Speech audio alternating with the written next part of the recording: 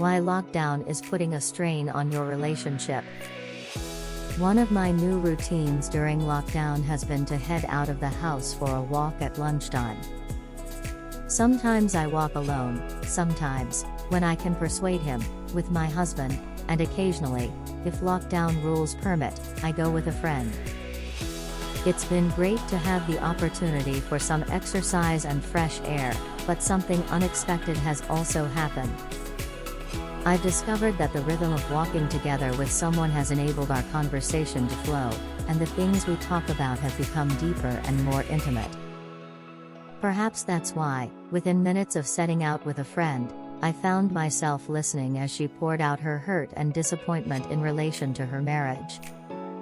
To any outsider, this couple would seem to have it all together, their marriage ticking along nicely over the last 15 years as they have navigated the challenges and irritations that are part and parcel of the landscape of every marriage.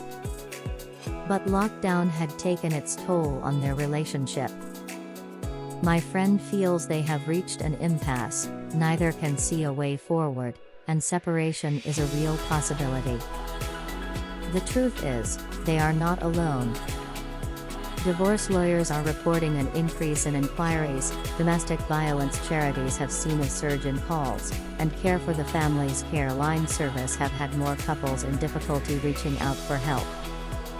It's as if the pandemic has held up a magnifying glass to family life. Everything is intensified, the good and the bad. Although lockdown has given some couples opportunities for increased intimacy and connection, many have come under strain in their relationship. Those whose marriages were already close to the fault line have found that living under the same roof 24/7, working on the same kitchen table, jostling for the same Wi-Fi, or managing the logistics of homeschooling, all in the context of the anxiety of a pandemic, has created tension and distance between them. Well-established routines have been thrown in the air, and support from family and friends is now conducted, by and large, via a 23 screen. It's a perfect storm. When we promised that we would love for better for worse, I am not sure many of us would have foreseen the challenges of loving through a pandemic. A Bible reading often used at weddings includes an encouragement to put on love.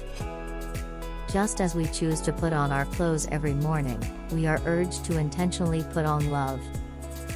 While no marriage can survive on will alone, this attitude of choosing to love each day is the cornerstone for building a healthy marriage that will withstand the pressures of life. With so many changes and transitions happening in our lives because of COVID-19, you would do well to pay attention to the advice given to couples by psychologists Stanley and Markham of the Center for Marital and Family Studies in Denver, to decide, don't slide. Rather than drifting along on autopilot in our relationship, tossed to and fro, what can make all the difference is to look at how the pandemic is impacting us, both in what is happening in our lives and in our interactions, and intentionally choose how we respond to it. The pandemic has resulted in the rule book being thrown in the air, negation, date nights and other ways of connecting no longer being an option. We have had to adjust our expectations in relation to patterns of living, including finance, parenting, and time spent together and apart.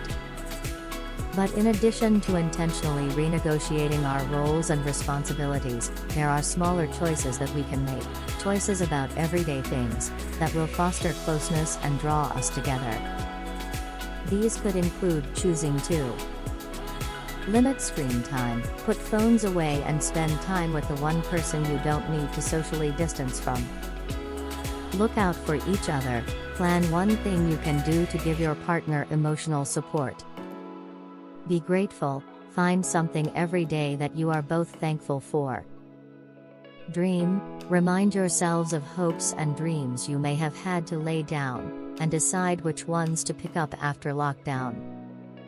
Laugh, look at old photos, watch a funny film. Show physical affection, sit close, hold hands, hug, make love.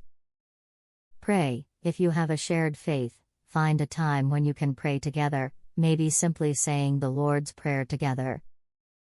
If you don't have a shared faith, take a moment to ask how you can support each other.